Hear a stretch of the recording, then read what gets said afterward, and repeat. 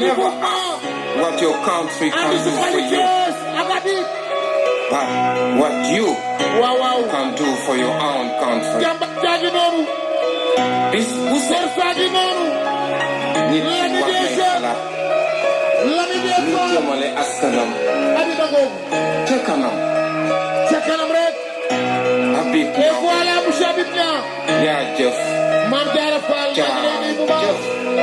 jigéen ma ma ca benn baat ba Habib yaa ngi noonu di yegg si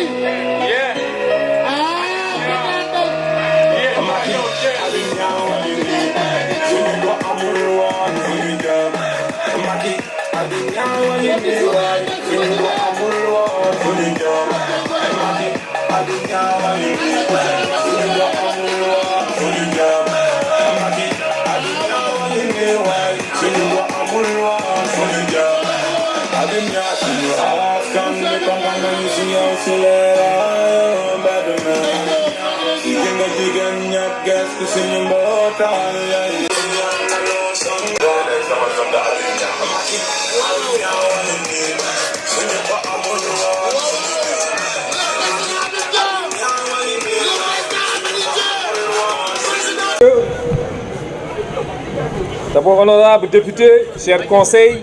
mesdames, messieurs les directeurs généraux, respectueuses notabilités coutumières, traditionnelles et religieuses, chers invités, chers amis de la presse, voyantes et voyants membres du mouvement And Suxali Thiès. À l'entame de vos propos, je voudrais rendre grâce à Dieu de nous avoir gratifiés de ses bienfaits en nous permettant de nous retrouver ici quelques jours après la commémoration du Mouloud pour célébrer notre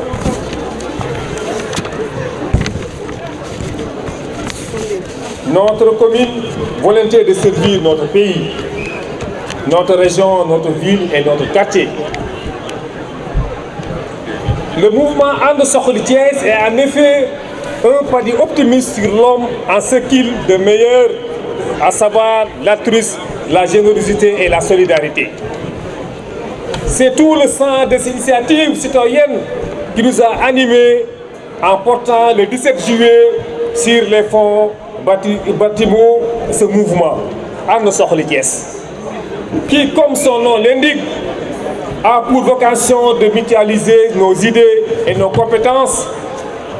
pour jouer pleinement notre partition de cette quête quotidienne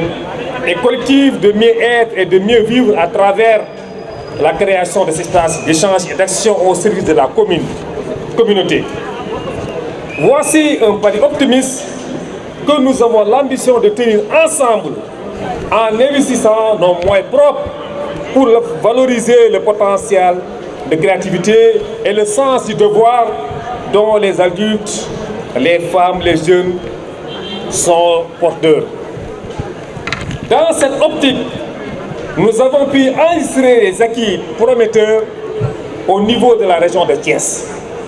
En effet, en une année d'activité, une soixantaine de groupements féminins ont pu bénéficier de renforcement de capacité de leurs membres en eau, orge et savon et huile pour cheveux, pour ne citer que cet exemple. Dans le cadre d'une démarche exclusive et participative, nous avons, dès la création de notre mouvement, posé ensemble les actes majeurs pour ainsi jouer notre partition dans le conseil des initiatives visant à satisfaire au mieux les attentes des populations. Parmi ces actes, on peut citer la réfection d'écoles dans la zone nord et des mosquées, la mise à la disposition de 1500 carnets de santé, de jeux de maillot aux haïtiens, de matériel à l'école des handicapés moteurs et l'école des sourds-muets, des kits scolaires à des écoles primaires, imprimantes et autres matériels de bureau à des établissements, et des kits aussi aux conducteurs de motos de Jakarta, la formation de jeunes en maintenance, informatique et assemblage, et de membres de groupes féminins en eau de gel. La liste n'est pas exhaustive et nous n'attendons pas nous arrêter à si bon chemin. La remise d'attestation aux bénéficiaires de la formation ainsi offerte consacre certaines leur participation à cette activité.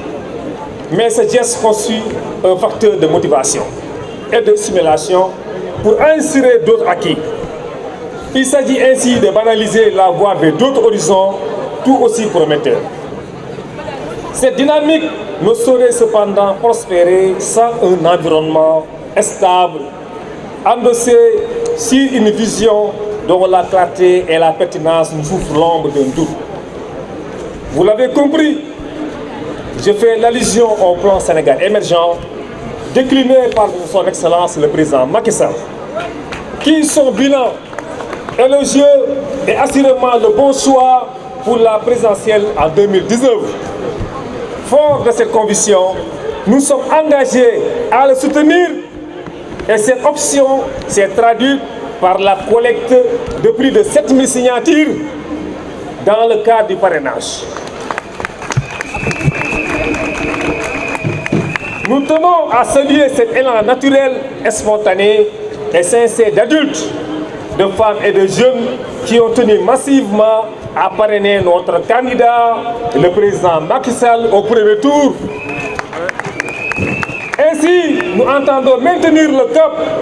pour contribuer à sa réaction au premier tour le 24 février 2019. Objectif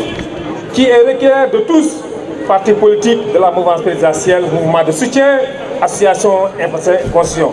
pour la concrétisation de ces objectifs communs. Un second mandat au président Macky Sall. Je voudrais à cette occasion lancer un appel à l'unité et la cohésion à tous les leaders du mouvement présidentiel de Benno Bokk Yakaar, de tous les responsables du mouvement, comme la cellule d'appui pour le triomphe de Benno CATP, de Cheikh Ahmed Tidiane Ba présent, qui est notre parrain d'aujourd'hui. On a décidé de cheminer avec Cheikh Tidiane Ba, qui a une vision pour parmi tant d'autres, Boulim Djoum. En somme, tous ceux qui partagent avec nous cette volonté de contribuer à la réaction de notre candidat, son excellence le président Macky Sall. Au premier tour, au 24 février, c'est cet appel à l'unité et la cohésion que je voulais terminer en vous remerciant de votre aimable attention. Salam alaikum mbokk yi, maa ngi nuyu ñëpp ñu fi teewi di fi nuyu kilifa yi di nuyu son excellence honorable Abdou Mbow wax na ko sànq bi ñuy xamante yàggul mu doon ku baax di nuyu kii nga xam ne mun naa sama professeur mooy le DC Demba Diouf di ko nuyu de passage di nuyu kii nga xam ne maanaam imam bi fi teew yëpp les notables ak sama mbokk yëpp di nuyu kii nga xam ne tey moo waral bés bi di jël ko suñu parrain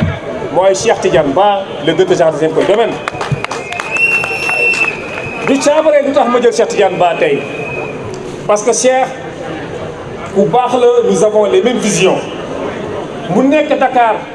di liggéey bu am solo biir Médina ma ne ko Cheikh liggéey biir Médina bëgg naa mu ñëw biir Thiès di jàppale jigéen ñi si wàllu mutualisation si wàllu banque yi ma ne ko lii nga am Médina bëgg naa mu ñëw Thiès. Cheikh aussi doon doomu Thiès parce que fii la nekk soxnam nekk doomu Thiès mu ñëw Thiès ma ne ko Cheikh boo ñëwee bisimilah laa koy wax en tout cas mooy sois la bienvenue. mais nag comme na la ko xamee Thiès dafa am ay réalité maa ngi sant ñëpp ñu fi toog ñëpp joxuma leen benn dërëm joxuma leen benn t-shirt seen ay ngor nañu ànd man bu doon jigéen ñu toog tey jigéen ñu xam ne tey am na ku ma woo nee na ma boo yeboo nga reporté si SCC kii bi sa manifestation bi tey man ne leen ñii ma am tey de bu ma waxoon nañu fanaan fi suba dañu fanaan ñoom lii tey ñu def tey sargal bi tey jigéen ñi seen bopp tey ñoo ko décidé du Habib Niass si waxam lii nag dañ ko yàgg liggéey wan ngeen nga moo ko li may wax mooy rek di ngeen xam ne ko gor ngeen seqal maa ngi remercier de passage son excellence l'honorable député Abdou Mbow wax nu lu am solo ñun kenn moo ñu ñor mooy ne son excellence le président Macky Sall parce que président li may faral di wax c'est pas un théoricien c'est un technicien comme nous mu ngi posé acte Thiès ñaata année muy nekk dans l'opposition li ñu fi def li may ñaan mooy parrainage yi ngeen xam ne jox ngeen ma ko parrainage yu xam ne mu ngi nii ana Cheikh Tidiane Ba ana parrainage bi tey ngeen jox ma joxuma leen dërëm yéen seen bopp tey joxuma kenn dërëm si parrainage yi mu ngi nii mu doon 7000 signatures yàlla ko joxe mu ngi nii joxuma leen dërëm je le donne Cheikh Tidiane Ba mu remettre ko benn bokk yaakaar son excellence Abdou Mbow son honorable lii mu ngi nii c'est le fruit du mouvement ànd Suxali Thiès mu ngi nii leer na nañ joxuma leen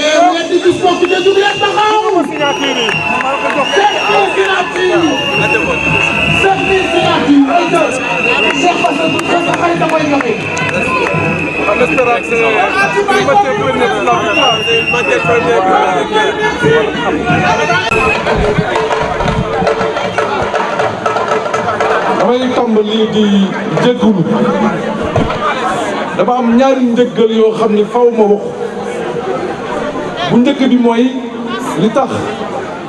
ma xaw a tardé xam ngeen ni réew mi ñu nekk dafa mel ni si nguuru Macky Sall yàlla daf ko baaxee lu bëri dama jaakaar ne sax yàlla bu mu bëggee Sénégal yàgg na ndax ginnaaw ba mu ñu joxee sëñ Touba jox ñu Hadj Malick Sy jox ñu maam Bun Kounta jox ñu maam Limamou Laye mu jox ñu gaz jox ñu pétrole ak leneen tey nag ñu nekkoon fële si Mbuur man ak samay ñoñ ñuy saytu di xool ëllëg naka la ñuy defee impôt si loolu ba nga xam ne yéen ñii toog ak askanu Sénégal yëpp dinañ si jëriñoo foofu laa nekkoon moo tax ma xaw a tardé ma si jéggalu bu baax a baax beneen bi mooy ñun ay gan lañu gan day xam place am ñun xam nañ ko li si nekk rek mooy xër cofeel bu mag bu ñu am suñu rakk ji Habib Niang moo taxoon ma wax képp koo xam ni sopp na Cheikh Ahmed Tidiane fii si Thiès na nga ñëw si mbir mii nit ñi ñëw mu am lu fi xew léegi loo xam ni rafetlu ñu ko waaye ñu ngi jéggalu di jéggalu surtout honorable député bi toog suñu kilifa vraiment bu doon suñu coobare bopp loolu du am waaye ñu siy jéggalu bu baax waa Thiès yi xam ngeen ni Thiès nag moom sama waa ji wax na ko sànq c'est ma ville de cœur fii ngeen toog si ginnaaw lay laa dese lépp fii laa toogal sama bureau may gërëm waa Senelec parce que sama soxna dafa doon fay facture Senelec fa laa ko xamee man Thiès laa dëkk ndax sama soxna sama kër fii la dëkk je ne suis pas né à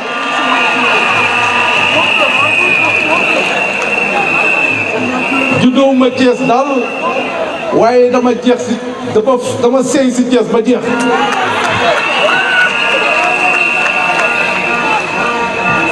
may nuyu waa Thiès yëpp di nuyu kilifa yi fi nekk di leen jox seen wàccuwaay di si jiital imam yi fi toog kilifa diine yi di si jiital honorable député Abdou Mbow sama xarit sama soppe saa su ne dañuy jokkoo si lu bëri mu may conseiller politiquement parce que ñun xëy na dañu nekk lu bees si politique am na lu bëri lu ñu xamul ma koy nuyu di ziar waa Thiès ñi fi nekk góor ak jigéen di leen wax ni fi ngeen ko teg foofu la Habib Niang fi nga ko teg foofu la kontaan nañu lool ci liñ fi fekk lii ñu gis dal na suñu xel man dama doon njort ni Thiès c'est une ville difficile politiquement waaye li ma gis tey yaakaar naa ni honorable député bu demee tey gis président Macky Sall dina ko wax ne ko sa xel war na dal ci Thiès. Habib jërëjëf yéen ñi nga xam ni ànd ngeen ak Habib parce que Habib sama rakk la comme ni ma ko wax may ñëw tey di fëttali kóllëre bi ma am ak moom cofeel bi ma am si moom mu nekk koo xam ni ko xarañ si liggéeyam la ma koy seede parce que man maay seen directeur général aussi faaw ma ñëw wax leen aussi damay liggéey foofu ku xarañ la si liggéeyam ku mën liggéeyam ku boolewul ak liggéeyam dara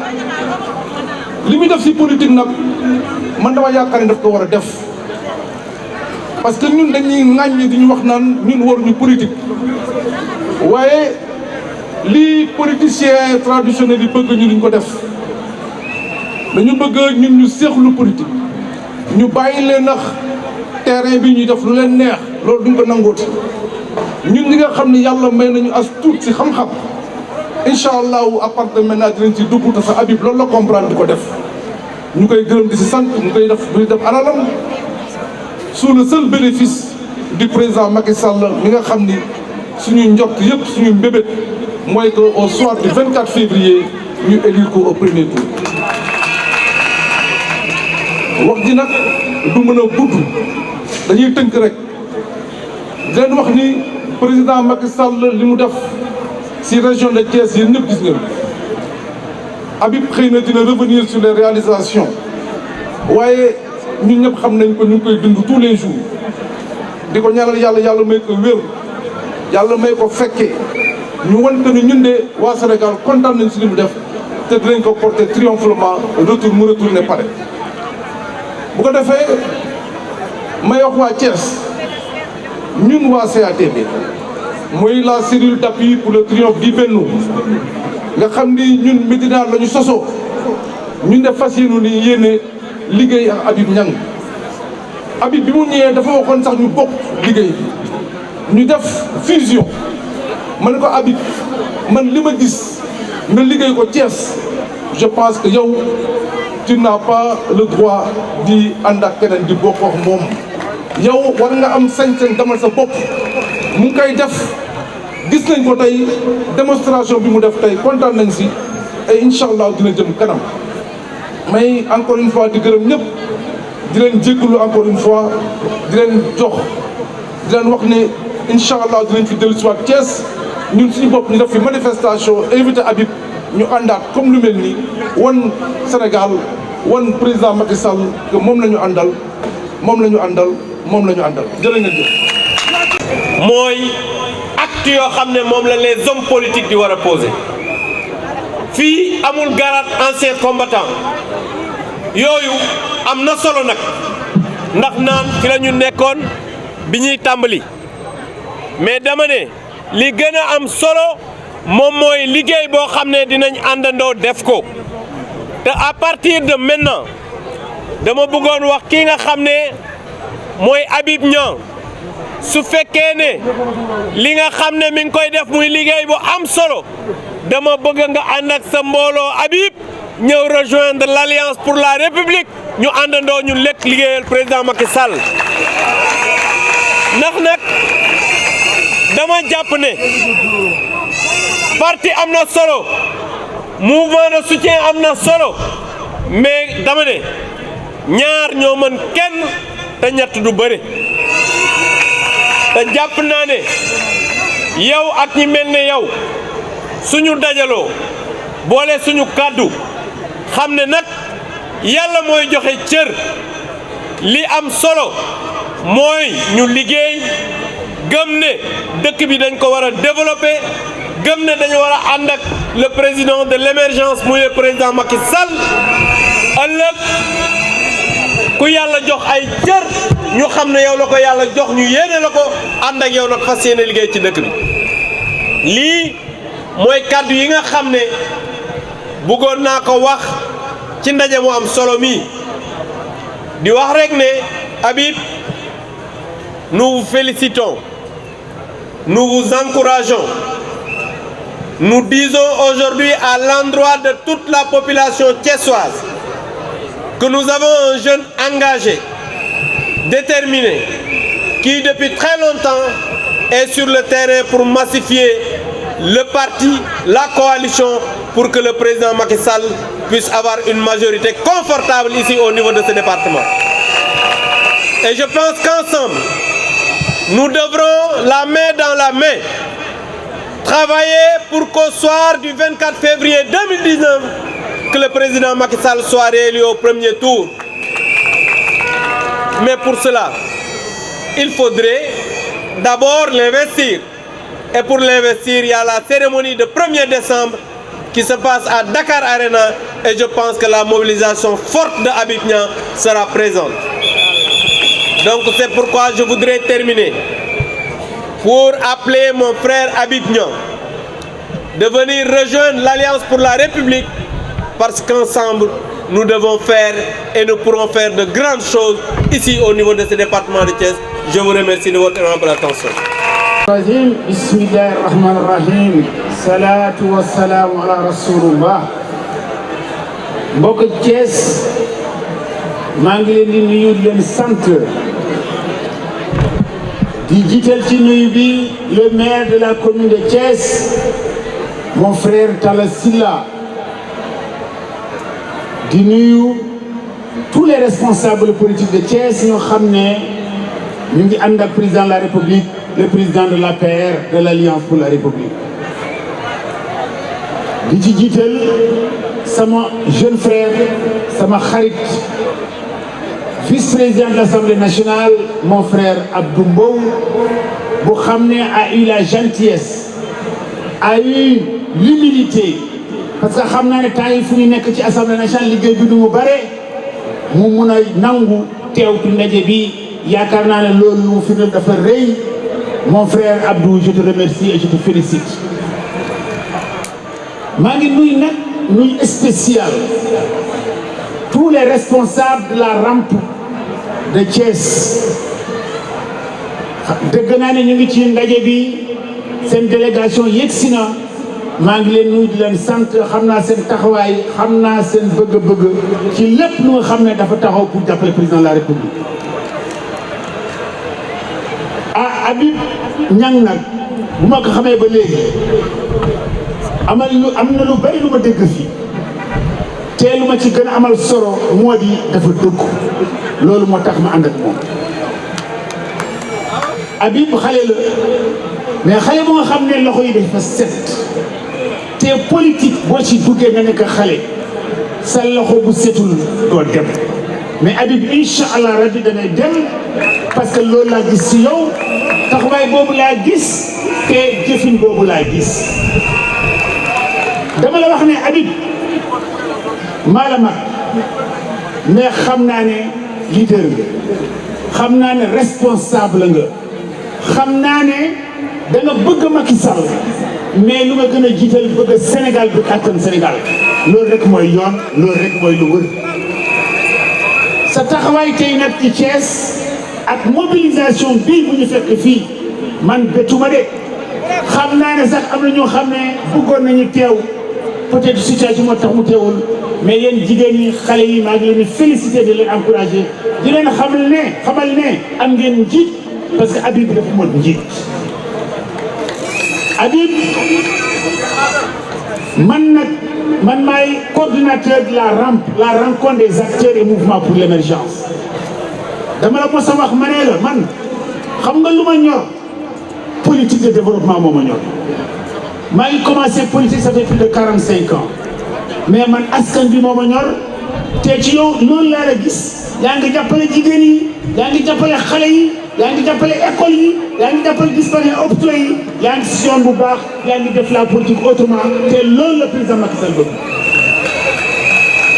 Thiès nag c'est la grande ville du Sénégal. Thiès nag c'est la ville de ñaari gaar. Thiès nag c'est la référence politique du Sénégal. combat bu nga engagé, combat dëgg nga engagé, mais dama lay ñaan, da nga am loxo set, da nga dëggu. dama lay ñaan képp responsable politique bu nekk ci Thiès bul ko xeex. demal ci wetam, woo ko ci lu ngay def, woon ko ci lu ngay def. billahi Habib yoon bu nga xalli yoonu dëgg la, yoonu qui amène vers la prospérité de Thiès et vers la prospérité du Sénégal. donc loolu moo tax tey ma bëgg ma ne Habib en tout cas mbootaay bu ma jiitee te du ramp ñu ngi lay tendre la main te incha allah rabbi fu mu mënta toog fu mu mënta wax su ne ci wetu président su ne ci wetu premier ministre su ne ci wetu ministre danaa wax sa taxawaay danaa wax lu nga defar Sénégal lu nga defar jigéen Sénégal lu nga defar jigéen Thiès lu ngay defal président de la République ak nguuram ak parti parce que tu es mérite. En tout cas, nous te félicitons. Nous sommes prêts à collaborer avec toi au niveau de la rampe. Nous sommes prêts à être avec toi pour que nous nous dégagions le président de la République. Comment il dit Habib gis naa ko te xam naa ko wax nga ma ko mais gis naa ko tey yow ñu nga xam ne mosuñu def politique mosu dem ne mosuñu taxaw ci arène politique ñooñu nga dem jël indi leen ci wetu président de la République loolu ndam la. te ku nekk ku def politique yokkute boobu daf doon wut te yow ci a gagné ce combat là et incha allah rabbi ci kanam rek maa ngi leen nuyu di leen sant di leen encouragé jàpp leen Habib c'est un leader c'est l'avenir de Thiès. Assalamu alaikum wa rahmatullahi wa Honorable dame, salam alaikum mbooloo mi maa ngi nuyu ku nekk ci turam ak santam di jox ku nekk wàccuwaayam waaye nag maa ngi bëgg nag jiital ci nuyu bi le vice-président de l'Assemblée nationale mon frère Abdou Mbow di ci teg nag ki waral bés bi di Habib Niang sama frère di wax sama mbégte ci ñëw taxaw tey fii ci wetam danaa ci dugg di nuyu mon frère Demba Diouf le directeur de cabinet du ministre des Forces armées di nuyu Lamine Aïcha Fall Lamine Aïcha Ndiaye ak sama sœur adorée Ndeye Awa Mbaye Amath Camara mon frère aussi est là mon frère Brin Ndiaye est là des icônes di nuyu nag invité yi fi nekk ñëpp ku ci nekk sa rang ak sa qualité di beral nuyoo nag jigéen ñi parce que xam naa ne jigéen ñi xaritu Habib lañu tey nag maa ngi wax sama mbégte boo xam ne am na fu mu commencé waaye amul fu mu yem ndax li ma ñëw tey wuy si ku jara wuy si parce que Habib bi mu duggee Thiès ak léegi ku ne gis na li muy def lii coomam mënu ko te mu koy def ak Pastef di ko def ak engagement di ko def ak loyauté ak fidélité ci kaw kan jëmale ko ci le président de la République du Sénégal son excellence monsieur Macky Sall le candidat de l'espoir et de l'émergence le président du Yaakaar kon Habib wax ji du gudd ay félicitations la encouragement la ak di la pousse wax ci kanamu ñëpp ne kontaan nañ ci yow wax ci kanam yëpp ne tu es un modèle d'engagement et de courage parce que nag l'environnement n'est pas facile soo amul abnégation amuloo courage amuloo détermination amuloo gëm-gëm doo ci sori wala boo soreet da nga gaaw a wàññeeku kon daal félicitation di wax jigéen ñi fi ngeen ko jàpp foofu la Habib ku jara jàppale la na ko ñëpp jàppale na ko Thiès jàppale parce que nag mérité na ko wasalaam